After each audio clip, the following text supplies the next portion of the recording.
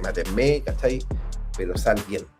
La gente cuando entra en proceso de remate sufre mucho porque, primero, hace unos años atrás cambiaron la ley y no te notifican claramente, es decir, el notificador te pega un papel que se vuelan muchas veces y nunca te notifican hasta que ya estés rematado y ya no podías hacer nada porque ni siquiera presentaste objeciones al remate.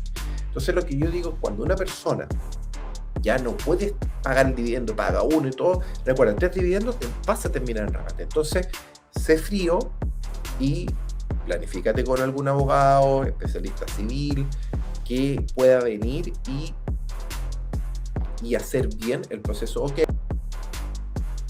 Hay un tema de expectativas. 1 de cada 5 chilenos quiere este año 2026 acceder a una vivienda. Eso dicen algunas de las encuestas. Por lo menos desde la perspectiva de las expectativas, yo creo que hay mucho ánimo. Ahora, quizás esta crisis en especial, más que inmobiliaria, fue una crisis financiera, o es una crisis de financiamiento. Y esa crisis de financiamiento viene por 2 aristas. Por la arista del cliente final, que va al banco a solicitar un crédito, donde tiene que poner un pie un 20, un 30%, donde le dan condiciones comerciales que a veces no son las más favorables, donde te evalúan riesgos de una forma mucho más robusta y te hacen un test ácido que muchas veces hace que una vez que firmaste la promesa inclusive la tengas que votar.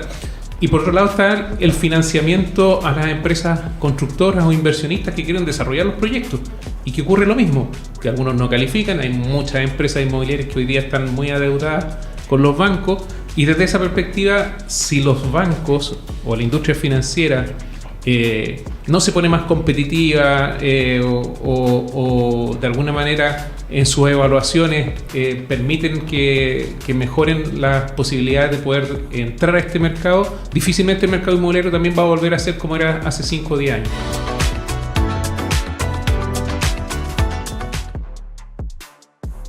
Entonces hay un riesgo porque las garantías de los bancos son así cuando realmente solo cubren un 20%. Entonces, acá hay un problema financiero grande y que cuando uno le dice a la CMF, acá hay un problema, por favor me transparenta la información, dice, no nos interesa. Ahí está. Entonces, el regulador no le interesa, mira para el lado. Bueno, si no lo sabía, la CMF lo financia la Asociación de Bancos. Con eso digo todo. Entonces, pero acá lo relevante es también comprender y qué va a pasar a futuro, Gino. Este problema, esta burbuja congelada, ¿qué va a pasar? Acumulación récord de stock, quiebras de constructoras, altas tasas hipotecarias. Para completar el desastre, los bancos cada vez financian menos porcentaje y piden más requisitos.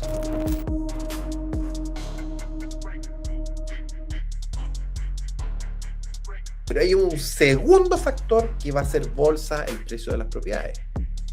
Y que ese factor es la eliminación de los multifondos.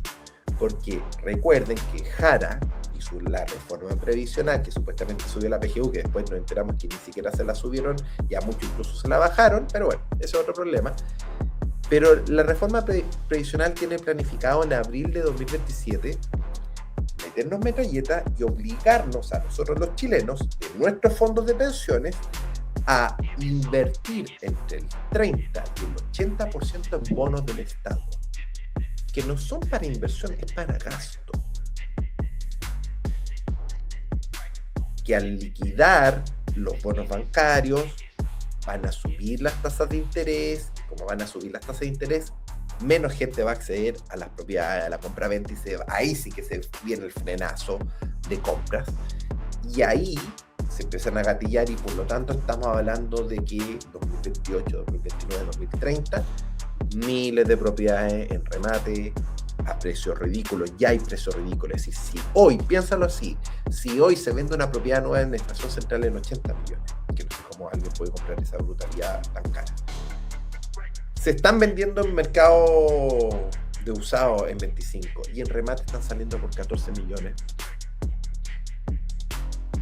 Imagínense con estos dos efectos, el choque inflacionario más la eliminación de los multifondos, y cómo pega para 2028-2029 una gran crisis inmobiliaria.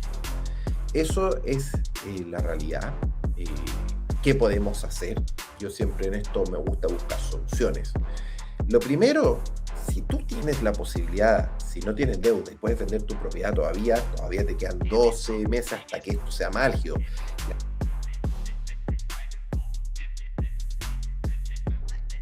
Muy buenas, hoy nos metemos de lleno en el mercado inmobiliario de Chile, porque está pasando algo muy pero que muy extraño. Basándonos en un análisis de mercado súper detallado, vamos a intentar entender por qué las reglas más básicas de la economía parecen haberse roto por completo allí.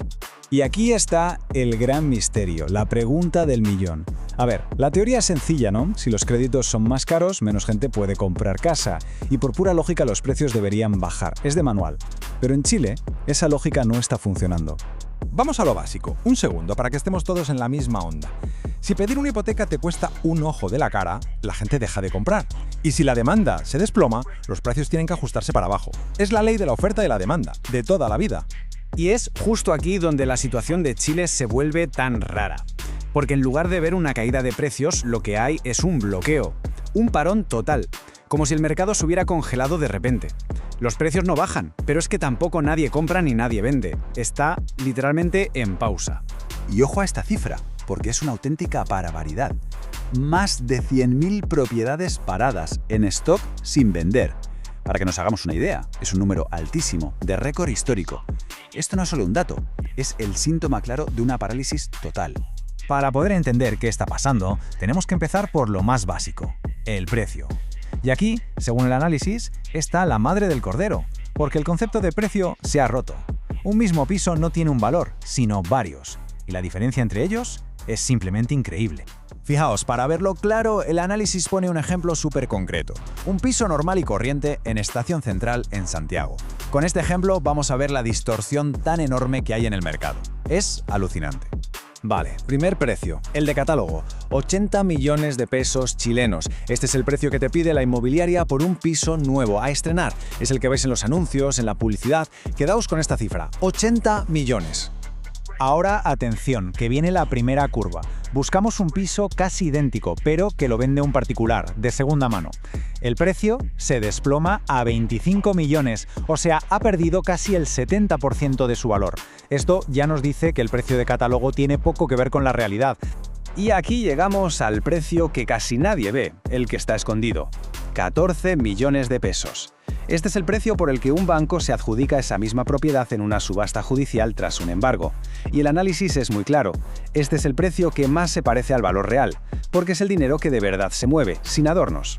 Es que mirad la diferencia, es brutal. De 80 millones del anuncio a 14 en una subasta. Esta brecha gigantesca lo demuestra. Los precios de las inmobiliarias y las tasaciones oficiales, que son las que se usan para las hipotecas, podrían estar totalmente desconectados de la realidad económica.